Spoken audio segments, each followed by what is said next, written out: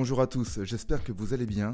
Je vais commencer cette vidéo par vous souhaiter une très bonne année 2022. De vous à moi, je sais très bien que ce n'est pas le fait de vous souhaiter une très bonne année qui va faire en sorte qu'elle sera bonne. J'aimerais bien, mais malheureusement, je ne suis pas magicien, donc il n'y a que vous qui pourra faire en sorte que cette nouvelle année soit la meilleure possible. Cependant, ce que je peux faire, c'est vous donner des conseils comme je le fais dans mes vidéos afin de vous aider à atteindre vos objectifs. Dans celle que je suis en train de vous transmettre, je vais vous partager les 3 livres qui m'ont le plus marqué sur cette année 2021. Mais avant cela, si vous ne me connaissez pas, je m'appelle Gabriel et je suis consultant formateur dans le domaine de l'entrepreneuriat. J'accompagne les entrepreneurs ou les futurs entrepreneurs de l'élaboration de leurs projets jusqu'au décollage de leur activité. Et pour cela, j'utilise un procédé que j'ai créé qui s'appelle la pyramide de 1000. Si vous souhaitez en savoir plus, je vous incite à aller voir les liens qui sont dans la description de cette vidéo.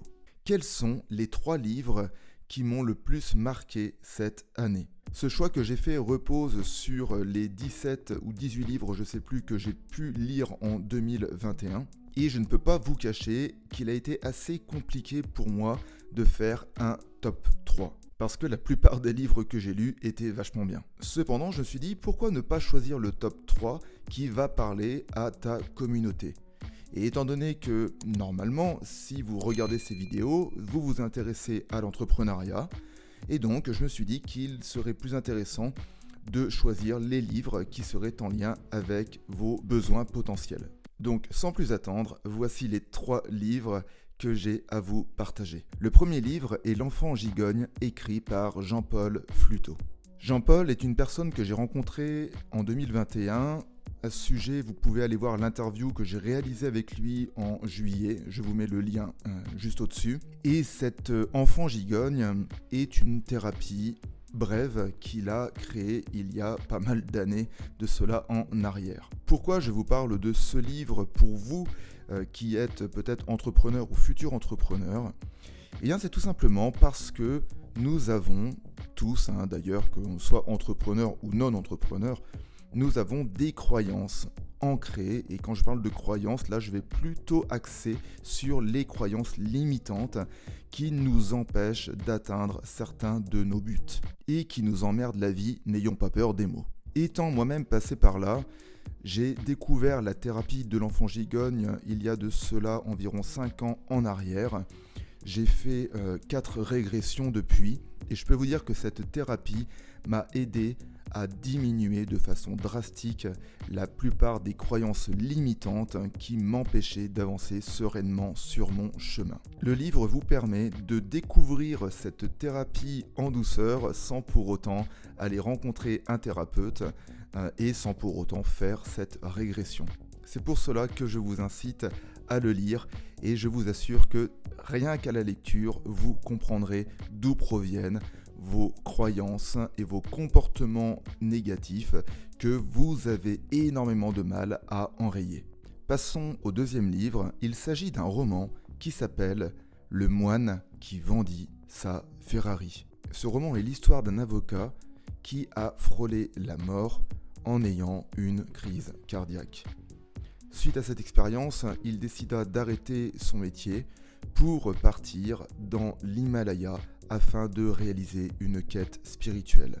À son retour de cette quête, il partage les 7 enseignements qu'il a appris à un de ses anciens collègues.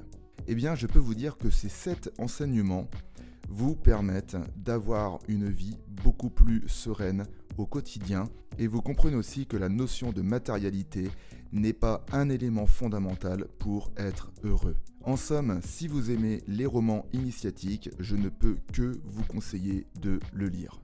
Enfin, le troisième livre, il s'agit des Familles d'âme de Marie-Lise Labonté. Il me paraissait important de vous parler de ce livre car le but de ma pyramide 2000, et je le rappelle, est de trouver sa mission de vie, l'activité dans laquelle vous serez et vous vous sentirez le plus épanoui. Dans le livre que je suis en train d'écrire et qui devrait bientôt sortir, je parle justement de cette notion d'âme.